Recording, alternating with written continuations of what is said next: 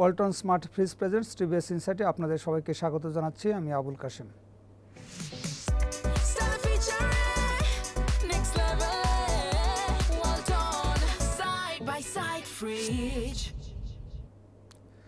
প্রিয় দর্শক, আমরা আজকে কথা বলবো এস আলম গ্রুপের বিরুদ্ধে অর্থ আত্মসাৎ এবং অর্থ পাচারের গতকাল একটা মামলা হয়েছে। আমাদের দুর্নীতি দমন কমিশন তারা মামলা করছে। এটা দুদকের ইতিহাসে সবচেয়ে বেশি পরিমাণ অর্থ পাচারের একটা মামলা, যে প্রায় 10,500 কোটি টাকা। এই টাকাটা তারা ইসলামী ব্যাংক থেকে আত্মসাৎ করে সিঙ্গাপুরে পাচার করেছে এস আলম গ্রুপ বা তাদের স্বার্থ সংশ্লিষ্ট প্রতিষ্ঠানগুলো।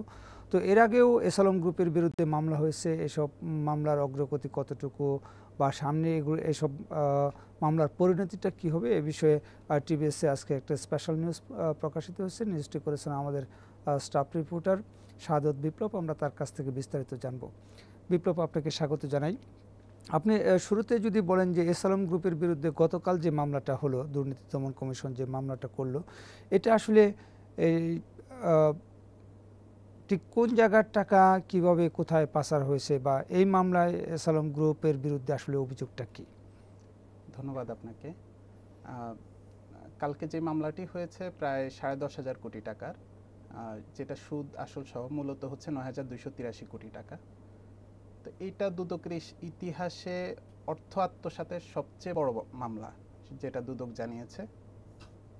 তো এই ক্ষেত্রে দুদক যেটা বলেছে যে এস আলমের নিয়ন্ত্রণাধীন যে ইসলামী ব্যাংক ছিল, সেই ইসলামী ব্যাংকে বিভিন্ন পর্যায়ে নিজেদের লোক বসিয়ে, নিজের একান্ত লোক বসিয়ে সেখান থেকে এই টাকাটা আত্মসাৎ করা হয়েছে এবং 134টা ঋণের মাধ্যমে, যেগুলো হচ্ছে নাম সর্বস্ব কিছু কোম্পানি, যেগুলো কাগজে প্রতিষ্ঠান আমরা যেটাকে বলি, সেগুলোতে এই টাকাটা হস্তান্তর করা হয়েছে। এবং সেই প্রতিষ্ঠানগুলো থেকে এস আলম এবং সাইফুল আলম নিজে এবং তার যে ভাইদের প্রতিষ্ঠান ছিল, অর্থাৎ এস আলম স্বার্থ সংশ্লিষ্ট যে প্রতিষ্ঠান, সেই প্রতিষ্ঠানগুলোতে টাকাগুলো স্থানান্তর করে নেওয়া হয়েছে। এবং পরবর্তীতে একটা প্রতিষ্ঠান থেকে দুদক এটাও প্রমাণ পেয়েছে যে ইসলামী ব্যাংক থেকে টাকাটা একটা প্রতিষ্ঠানে নিয়েছে, সেটা গ্লোবাল ট্রেডিং কর্পোরেশন। সেই প্রতিষ্ঠানটা হচ্ছে এস আলমের ভাইয়ের প্রতিষ্ঠান। সেই প্রতিষ্ঠান থেকে তারপর দিনই সিঙ্গাপুরের ব্যাংক অফ চায়নার একটা শাখায় সেটা ট্রান্সফার করা হয়েছে, যেটার পরিমাণ হচ্ছে প্রায় 283 কোটি টাকার মতো। তো এভাবেই টাকাগুলো আসলে আত্মসাৎ করা হয়েছে। এবং আরেকটা ইন্টারেস্টিং বিষয় যেটা, যে এস আলমের একটা প্রতিষ্ঠান, যেটা ব্যাংক আইন যেটা আছে সেটা অনুযায়ী, ব্যাংক কোম্পানি আইন সেটা অনুযায়ী যে নির্ধারিত মাত্রা আছে, যে সেটাকে ওভারটেক করে 35% বেশি, মূলধনের 35% বেশি একটা কোম্পানিকে ঋণ দেওয়া হয়েছে, যেটা আসলে এটা আইন লঙ্ঘন করে। এটা একটু ক্লিয়ার করে বলি যে এটা আমাদের ব্যাংক কোম্পানি অ্যাক্টে আছে, যে সিঙ্গেল বড়োয়ার এক্সপোজার লিমিট যেটা বলে, যে একটা ব্যাংক তার পরিশোধিত মূলধনের সর্বোচ্চ 25% একজন গ্রাহককে দিতে পারে বা একটা প্রতিষ্ঠানকে দিতে পারে। এখানে তাহলে এস আলম গ্রুপকে 35% পর্যন্ত দিচ্ছে, মানে 10%-এর বেশি এক্সট্রা দিচ্ছে, যেটা আইনের লঙ্ঘন। তো এবং আরেকটা হচ্ছে যে টর্চ যেই সফটওয়্যারটা আছে, ওই সফটওয়্যারের কিছু জিনিস চেঞ্জ করে, যে ঋণের মাত্রাটা বাড়িয়ে দেয়া, তারপর ঋণের যেই স্ট্যান্ডার্ড আছে সেটাকে ভায়োলেট করে যে সফটওয়্যারকে ম্যানিপুলেশন করে টাকাটা স্থানান্তর করা হয়েছে। ওইটাও প্রায় 550 কোটি টাকার মতো। তো এভাবেই আসলে বিভিন্নভাবে 134টা ঋণের মাধ্যমে এই টাকাটা স্থানান্তর করা হয়েছে এবং একটা অংশ সিঙ্গাপুরে পাচার করার প্রমাণ পেয়েছে দুর্নীতি দমন কমিশন। আচ্ছা, সর্বশেষ যে মামলা হলো 10,500 কোটি টাকা, এই 5 আগস্টের পরে এস আলম গ্রুপের বিরুদ্ধে এরকম অর্থ আত্মসাৎ এবং অর্থ পাচারের আর কতটি মামলা হয়েছে, সেখানে কি পরিমাণ টাকা পাচারের অভিযোগ আসছে? এ পর্যন্ত গতকালকের মামলাটি নিয়ে এ পর্যন্ত টোটাল 20টা মামলা হয়েছে এবং এটা শুরু হয় গত বছরের 21 আগস্ট থেকে। তখন অনুসন্ধান কমিটি গঠন করা হয়, অনুসন্ধান দল গঠন করে দুদক শুরু করে এবং প্রথম মামলা হয় ডিসেম্বরের 19 তারিখে সে বছরই। এরপর থেকে কোনোটি 1000 কোটি টাকা আর কোনোটি 500 কোটি টাকা, টোটাল এ পর্যন্ত এই 20টা মামলায় প্রায় 21,000 কোটি টাকার অর্থ আত্মসাৎ, ঋণ জালিয়াতি, কর ফাঁকি, এই ধরনের। এটা এস আলম এবং তার স্বার্থ সংশ্লিষ্ট যেই তার পরিবারের সদস্য এবং স্বার্থ সংশ্লিষ্ট প্রতিষ্ঠানগুলো থেকে। আপনার কাছে একটা জিনিস জানতে চাবো যে এই যে এস আলম গ্রুপ ইসলামী ব্যাংক সহ বিভিন্ন ব্যাংক থেকে যে সে টাকা আত্মসাৎ করে নিয়ে যাচ্ছে হাজার হাজার কোটি টাকা, এবং এটার পরিমাণ প্রায় 1 লাখ কোটি টাকার মতো, বিভিন্ন ব্যাংক থেকে তার বিরুদ্ধে যে অভিযোগ, তো এটা কিন্তু হচ্ছে আওয়ামী লীগ সরকারের সময়েই বিভিন্ন পত্রপত্রিকায় লেখা হচ্ছিল। তখন দুর্নীতি দমন কমিশন এগুলি কেন আসলে তদন্ত করে না, বা তখন কেন অ্যাকশনে যায় নাই, এরকম কি দুদক কর্মকর্তারা কিছু বলছে?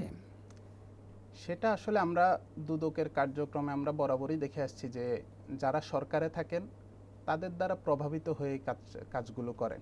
অর্থাৎ আমরা কিন্তু দেখেছি যে 5ই আগস্টের পরে আমরা এর আগে 5ই আগস্টের আগে বা আওয়ামী লীগ সরকারের আমলে বিভিন্ন বিএনপি নেতাকর্মীদের বিরুদ্ধে মামলা হয়েছে, দুদক অনুসন্ধান করেছে এবং অর্থ পাচারের প্রমাণও পেয়েছে বলে জানিয়েছিল দুদক। কিন্তু 5ই আগস্টের পরে দেখলাম যে আমরা সেগুলো খারিজ হয়ে গেছে এবং এখন আবার আওয়ামী লীগের যেই তখন চুপ ছিল, এখন আবার আওয়ামী লীগের সেই বিষয়গুলো বা তাদের সংশ্লিষ্ট যারা ব্যবসায়ী আছেন তাদের বিরুদ্ধে অনুসন্ধান করছে। তো এটা আসলে কর্মকর্তারা যেটা বলছেন তারা একেবারেই মামলাগুলো এমনভাবে করতে চাচ্ছেন যেগুলো আসলে কোর্টে গেলে প্রমাণিত হয় এবং কোনো গ্যাপ না থাকে।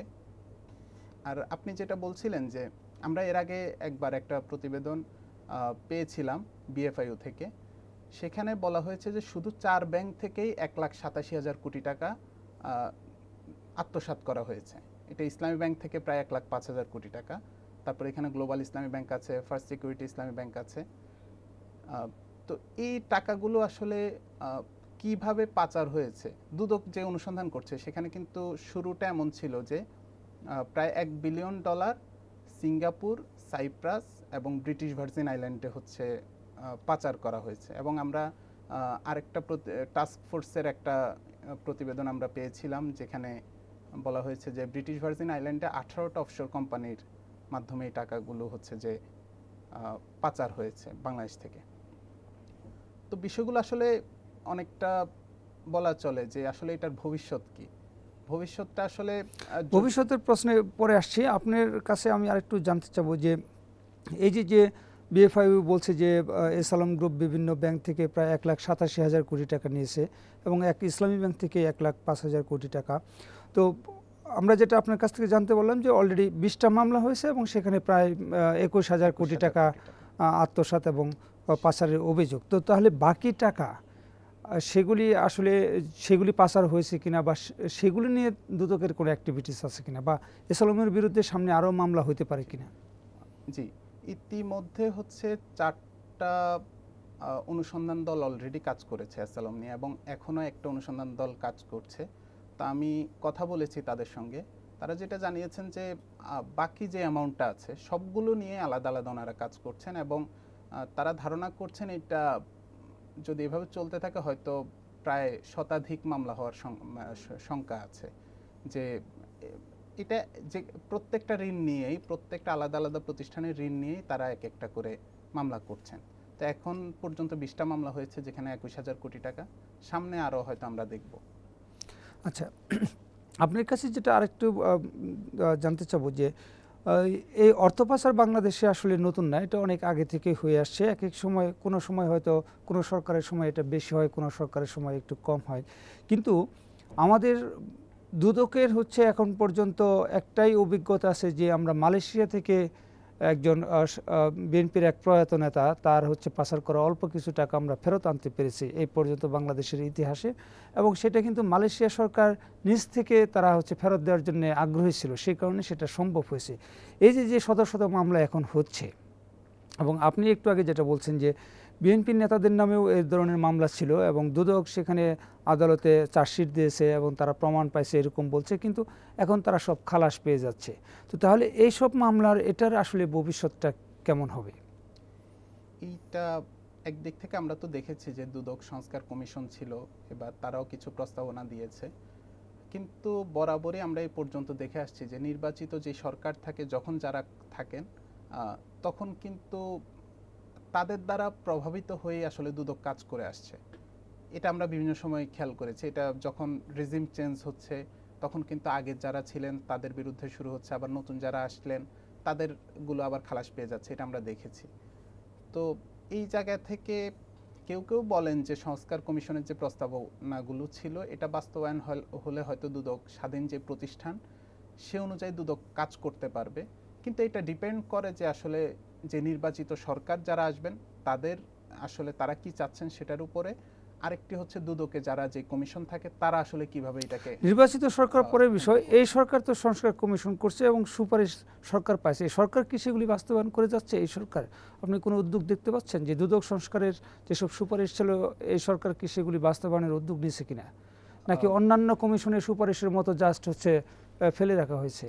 এটা অনেকটা মানে সামনে যারা আসবে তারা বাস্তবায়ন করবে বেশিরভাগগুলো। কিছু কিছু ক্ষেত্রে আমরা যেমন দেখেছি যে এবারে যে যিনি কমিশনের চেয়ারম্যান আছেন তিনি কিন্তু এসেই তার সম্পদ বিবরণী হচ্ছে যে পাবলিকলি ঘোষণা করলেন যে তার এইটা, তো এই প্র্যাকটিসটা তারা শুরু করবেন বলেছিলেন।